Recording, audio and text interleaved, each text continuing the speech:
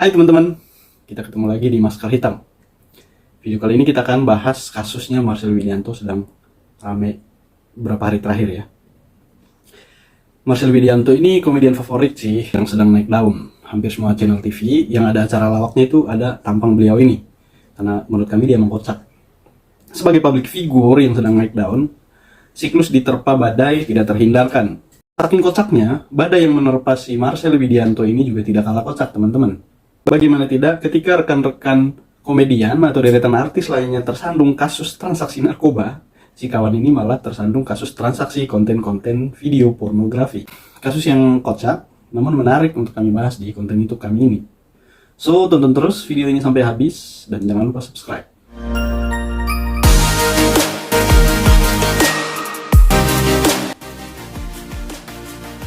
Menurut keterangan yang disampaikan Marcel kepada media beberapa waktu lalu, kasus ini itu bermula dari niatnya dia untuk membantu seorang selebgram yang bernama Dea OnlyFans yang pada saat itu sedang menghadapi masalah. Marcel membantunya dengan memberikan uang kurang lebih sejumlah 1,5 juta.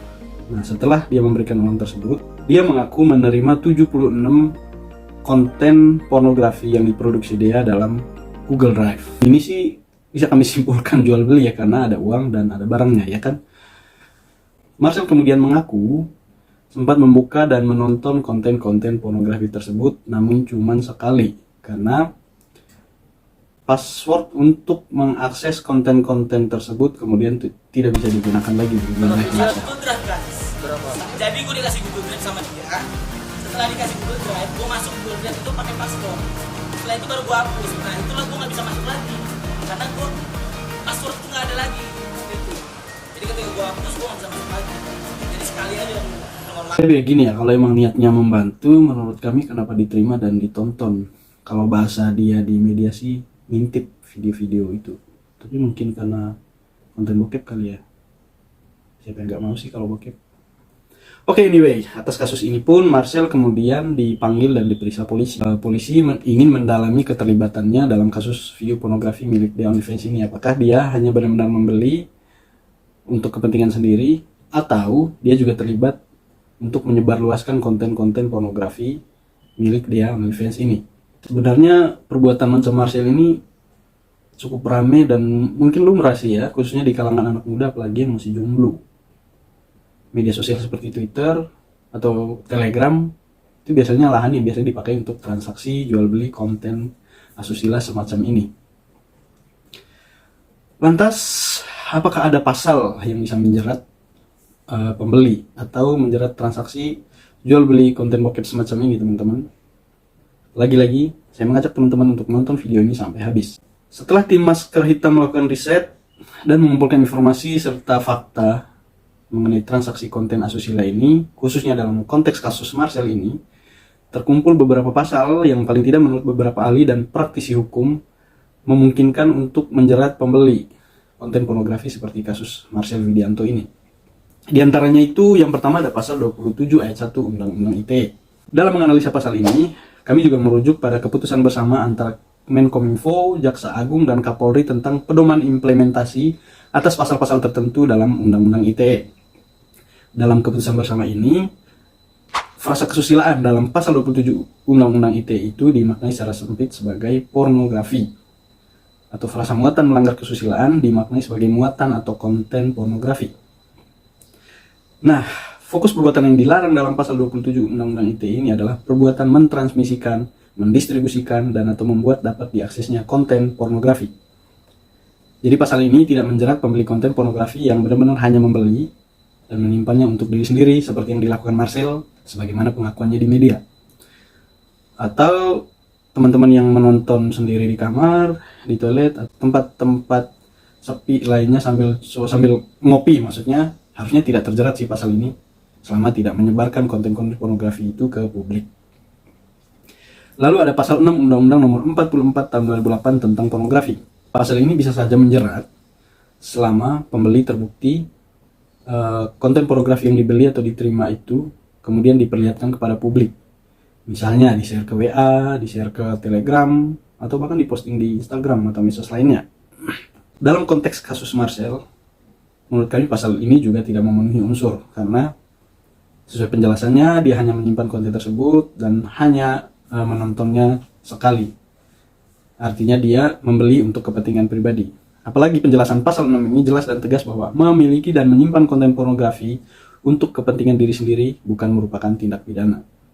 Namun gini teman-teman, walaupun pasal-pasal ini tidak bisa menjerat atau unsur-unsurnya kecil kemungkinan untuk bisa menjerat pembeli konten pornografi seperti yang dilakukan oleh Marcel Widianto, tidak berarti bahwa perbuatan membeli konten pornografi adalah perbuatan yang legal.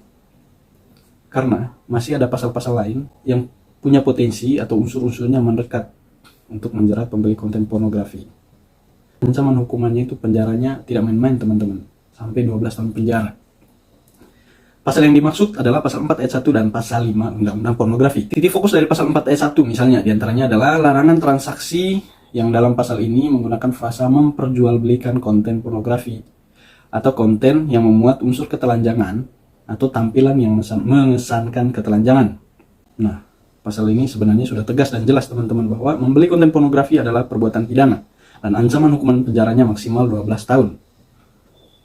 Nah, dalam konteks kasus Marcel, pasal ini mungkin tidak serta-merta bisa menjerat pembeli semacam Marcel ya, karena lagi-lagi balik lagi ke tujuannya adalah kalau untuk konsumsi sendiri dan tidak dipublikasikan, mungkin ini dikecualikan atau menjadi bahan pertimbangan para aparat hukum. Apalagi niat awal Marcel adalah untuk membantu dia yang sedang menghadapi masalah. Dan makna frasa memperjualbelikan menurut kami sih masih bisa dianalisa lebih dalam lagi secara hukum dan tentunya kontekstual. Sedangkan fokus perbuatan yang dilarang dalam pasal 5 Undang-Undang Pornografi adalah meminjam atau mengunduh konten pornografi. Jadi jelas bahwa download konten pornografi adalah sebuah tindak pidana teman-teman, dan ancaman pidana pasal ini adalah penjara maksimal 4 tahun. Namun menurut analisa dangkal kami, pasal ini tidak bisa menjerat pembeli atau penonton bokep yang menonton secara online atau live streaming video bokep. Memang ada ya live streaming video bokep. Karena kalau download terlebih dahulu, ya unsur pidananya masuk pasal 5 ini teman-teman. Lalu kalau konten pornografinya ada di Google Drive, emang bisa langsung ditonton tanpa harus di-download terlebih dahulu? Ya, menurut pengalaman dan kebiasaan kami sih, biasanya untuk konten atau file foto dan video di Google Drive itu biasanya ya diarahkan untuk di-download terlebih dahulu. Tapi nggak tahu, mungkin itu cuman kebiasaan atau mungkin cuman di sistem Google Drive kami aja yang seperti itu. Silakan teman-teman komentar di bawah yang mempunyai pengalaman atau kebiasaan yang sama seperti kami. Dan sebelum mengakhiri video kami ini, izinkan kami untuk menyampaikan disclaimer terlebih dahulu teman-teman, bahwa video ini tidak bermaksud untuk mendiskreditkan apalagi menghakimi orang-orang tertentu seperti Marcel. Video ini benar-benar hanya untuk share pengalaman, share ilmu dan pengetahuan aja ya teman-teman. Nah, untuk menyimpulkan atau menghakimi adalah kewenangan aparat sesuai dengan hukum yang berlaku. Lagi-lagi video kami ini bertujuan untuk membagi ilmu dan pengalaman, siapa tahu bermanfaat dan berguna bagi teman-teman dan kita semua, terutama untuk yang suka jajan konten bokep di Telegram. Sekian video kami kali ini, dan jangan lupa subscribe. Sampai jumpa di video kami selanjutnya. Terima kasih. I'm an icon, and my girl about a 10. I should fuck her in a Benz. Niggas say they run my